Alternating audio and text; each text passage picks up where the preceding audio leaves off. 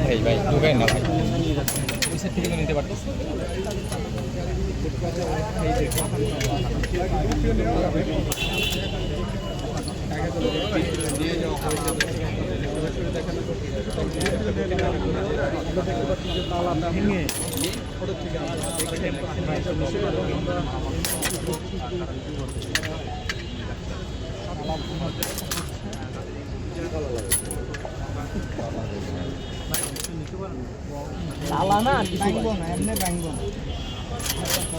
তোমার গাড়ি নাকি এটা?